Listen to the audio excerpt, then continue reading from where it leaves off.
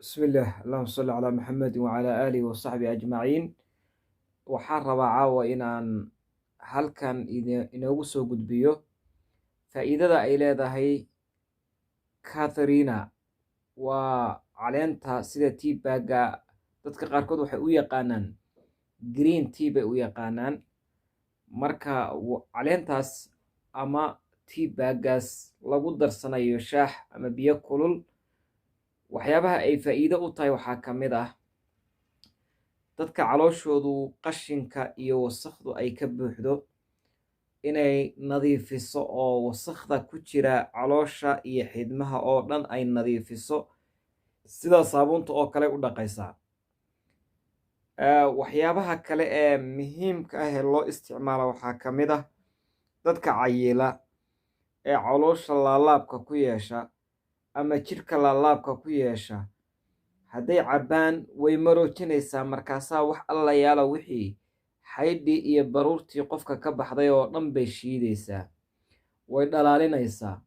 sida hadda sawirada idinka muuqan doonta aad arki doontaan insha allah, videoga korka saaran aad ku arki doontaan qofkii oo hilib badan oo aad u cayiloon oo jidhkiisa laalaabyo fara badan ku yaalaan, markuu cabbo geedkan ama caleentan, markuu cabbo tiibaag ahaanta oo biyo kulul uu ku darsado uu ku qasto kabacdina uu cabbo, sidaasuu noqonayaa.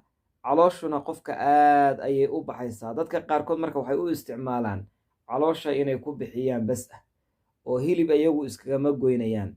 dadna waxay u isticmaalaan calooshiina inay ku bixiyaan hilibka iyo jidhkooda wasakhdan fuushay. ilaa waxaan dhihi karnaa baruurtan faraha badani waa wasakh, waxay keentaa xanuunay keentaa, dhiigkarka iyo sonkorta iyo waxyaabo badan oo dadka ku dhacayo xanuuno ah.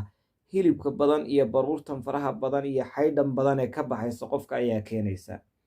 waadna ogtihiin dadka waaweyn ama ragga ama dumarku way ogyihiin dhibaatada ay leedahay cayilku ama buuridu ay leedahay.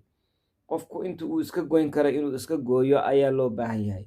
marka adoon jiim aadin, adigoon orod samaynin, adoon wax kala samaynin, gurigaaga biyo kulul intaad kululaysato ood bakeeriga ku shubato, caleenta teabagga ah oo kale ee ku dhex jirta meesha dhex gasho, kadibna waxaad dareemi doontaa wax alla yaalo wixii calool qashin kaaga jira caloosha ama wixii hilib ku saarnaa oo dhan oo muddo kooban gudaheed kaaga dhammaaday.